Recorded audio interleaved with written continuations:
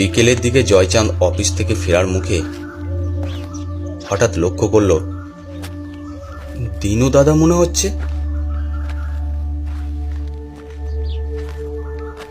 কিন্তু এই অসময়ে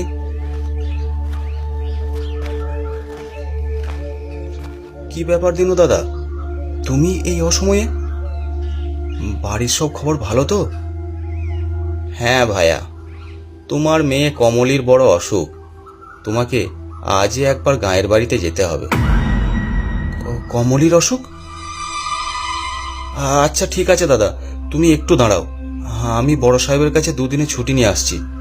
জয়চাঁদ তাড়াতাড়ি পা চালিয়ে অফিসে ঢুকলো। বুকটা দুরু দুরু করছে। কি ব্যাপার জয়চাঁদ, তুমি আবার ফিরে এলে যে? মেয়েটার বড় অসুখ সাহেব, গ্রামের একজন খবর নিয়ে এসেছে এইমাত্র। আমার ওই একটি মেয়ে, বড্ড আদরের, মাত্র 5 বছর বয়স। আহা হা, তা ওখানে কি ডাক্তার বদ্যি নেই? না সাহেব, ডাক্তার বদ্যি নেই, ওষুধপত্রও পাওয়া যায় না।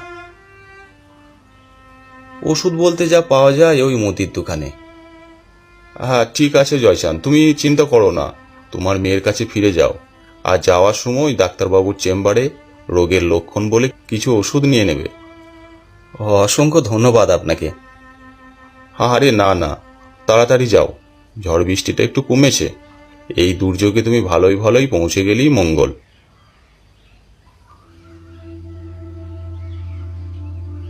চলো দিনুদা। তারা হাঁটতে শুরু করলো। জয়চাঁদের খুব দুশ্চিন্তা হচ্ছিল। দুশ্চিন্তার আরও কারণ, আজ সকাল থেকেই দুর্যোগ চলছে। এই দুর্যোগের দিনে সুন্দরবনের গায়ে পৌঁছানো খুবই কঠিন ব্যাপার। ভায়া, এই ঝড় বৃষ্টিতে পৌঁছতে পারবো না মনে হয়, তবে বাস ধরে যদি ধামাখালি যাওয়া যায় তাহলে খানিকটা এগিয়ে থাকা হলো।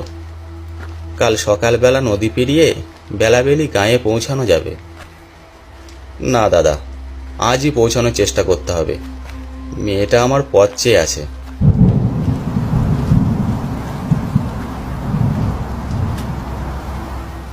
জয়চাঁদ আর দিনু মণ্ডল দুর্যোগ মাথায় করে বৃষ্টির মধ্যেই বাস ধরল তারা।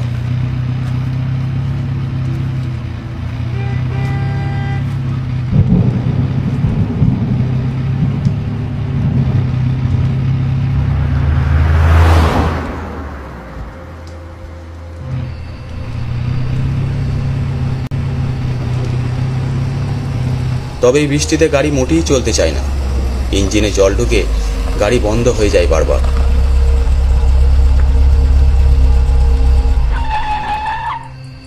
যত এইসব হয় ততই জয়চাঁদ ধৈর্য হারিয়ে ছটফট করতে থাকে। উফ দিনুদা, এইভাবে গাড়ি চললে তো ধামাখালি পৌঁছতেই রাত হয়ে যাবে।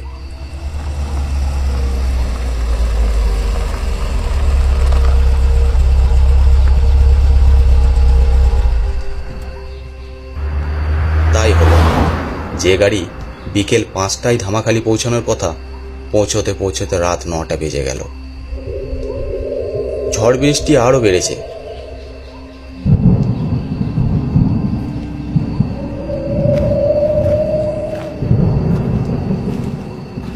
ঘাটের দিকে কোনো লোকজনই নেই। কাউকে তো দেখছি না ভায়া। চলো দিনুদা, ঘাটের কাছে গিয়ে দেখি নৌকা বা ভটভটি যদি কিছু পাওয়া যায়। ছাতা মাথায় ভিজতে ভিজতে দুজনে ঘাটে এসে দেখল নৌকা বা ভটভটির নাম গন্ধ নেই। নদীতে বড় বড় ঢেউ উঠেছে। বাতাসের বেগও প্রচণ্ড। উন্মাদ ছাড়া এই আবহাওয়ায় কেউ নদী পেরোনোর কথা কল্পনাও করবে না এখন। চলো ভায়া, বাজারের কাছে আমার পিস্তুত ভাই থাকে, তার বাড়িতেই আজ রাতটা কাটাই গিয়ে। জয়চাঁদ রাজি হলো না, বলল, তুমি যাও দিনুদা, আমি একটু দেখি যদি কিছু পাওয়া যায়।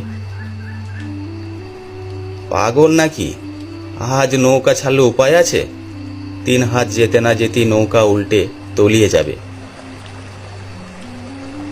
জয়চাঁদ হতাশ গলায় বলল, ঠিক আছে দিনুদা, তুমি তোমার ভাইয়ের বাড়িতে জিরো গিয়ে।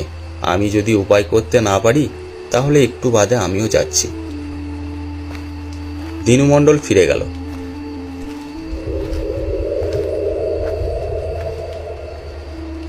জয়চাঁদ দাঁড়িয়ে রইল ঘাটে।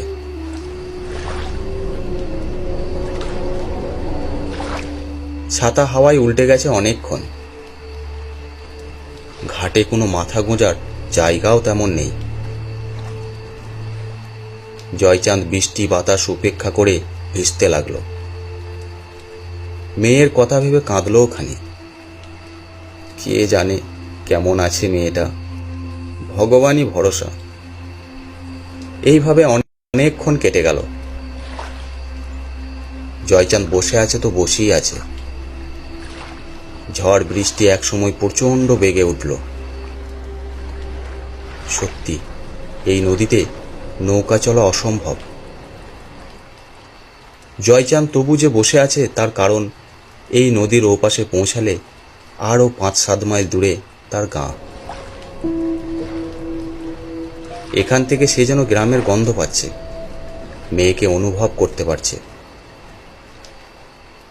গভীরভাবে ভাবতে ভাবতে হঠাৎ একটু চমকে উঠল জয়চাঁদ। ভুল দেখলাম নাকি? চোখ রগড়ে ভালো করে দেখল। না না, ডিঙি নৌকাই তো। কিন্তু এই দুর্যোগে কেউ নৌকা বাইবে? এটা তো অসম্ভব। এমনও তো হতে পারে ডিঙ্গিটা কোনো ঘাটে বাঁধা ছিল, ঝড়ে দড়ি ছিঁড়ে বেওয়ারিশ হয়ে ভেসে বেড়াচ্ছে। না না, আমাকে গিয়ে দেখতেই হবে। এই সুযোগ হাতছাড়া করা যাবে না। যা হোক করে যদি ডিঙ্গি নৌকায় একবার উঠে পড়া যায়। শুনেছি ডিঙ্গি নৌকা সহজে ডুবেও না। পারবো না জানি, একবার চেষ্টা করে দেখি। তারপর ঘাটে নেমে এগিয়ে গেল ওই ডিঙ্গি নৌকার দিকে।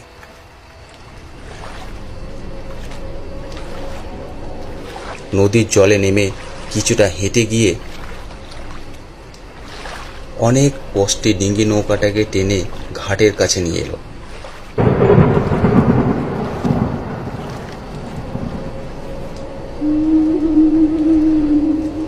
তারপর অন্ধকার হয়ে যাওয়া চোখে যা দেখল তাতে তার চোখ কপালে উঠে গেল। সে দেখল খোলের মধ্যে জলে একটা লোক পড়ে আছে। আহা হা, লোকটা বোধ হয় পেটের দায়ী মাছ টাছ ধরতেই ঝড় জলে বেরিয়েছিল। প্রাণটাই গেল বেচারার।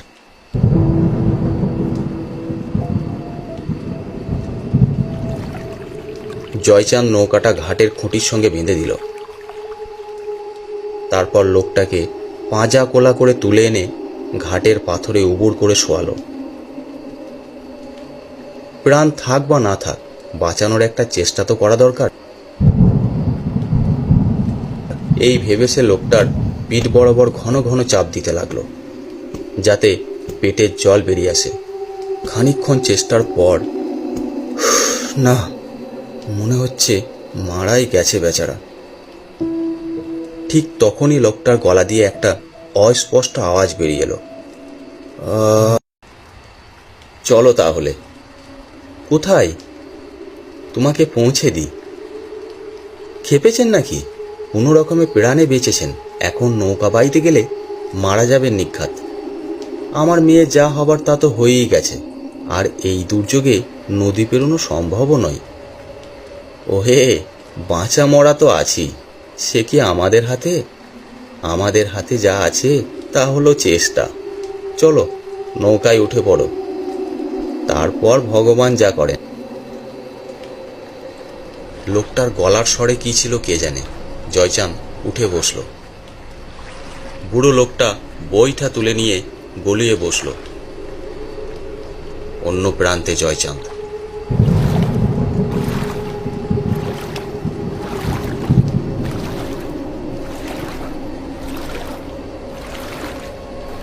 উত্তাল ঢেউয়ে নৌকাটা চলতে লাগলো।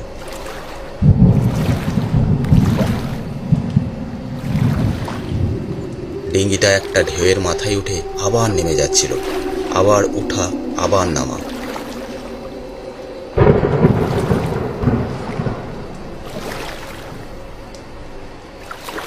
মাঝ দরিয়ায় জলের প্রচণ্ড তুফানে উত্তাল ঢেউয়ে ডিঙিটা যেন উলট পালট খেতে লাগলো।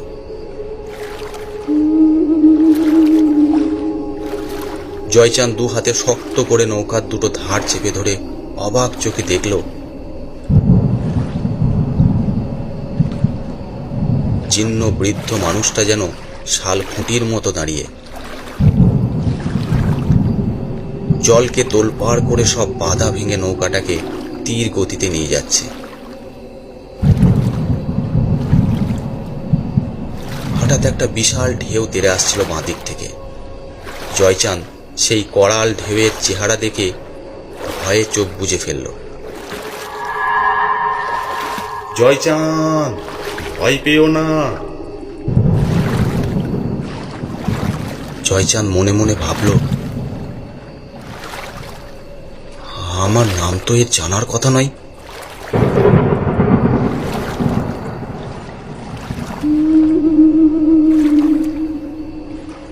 ঢেউয়ের পর ঢেউ পার হয়ে একসময় নৌকাটা ঘাটে এসে লাগলো।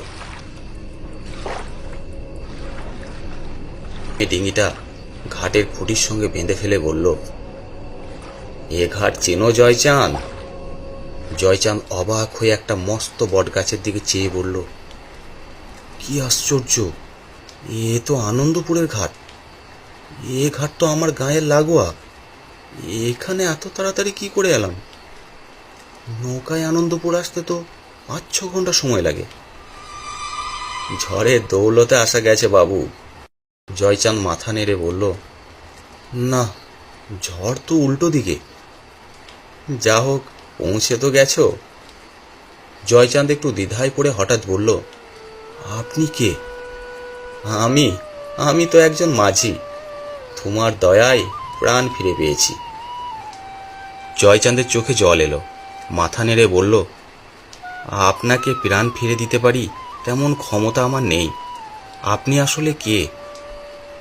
বাড়ি যাও জয়চাঁদ, মেয়েটা তোমার পথ চেয়ে আছে। জয়চাঁদ চোখে জল মুছে পা ছুঁয়ে প্রণাম করতে যেতেই লোকটা পা সরিয়ে নিয়ে বলল, করো কি জয়চাঁদ, করো কি? বাড়ি যাও, গিয়ে মেয়ের কাছে যাও। সে ভালো আছে, অসুখ সেরে গেছে।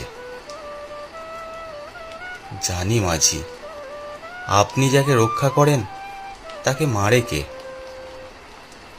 বুড়ো মাঝি একটু হাসল।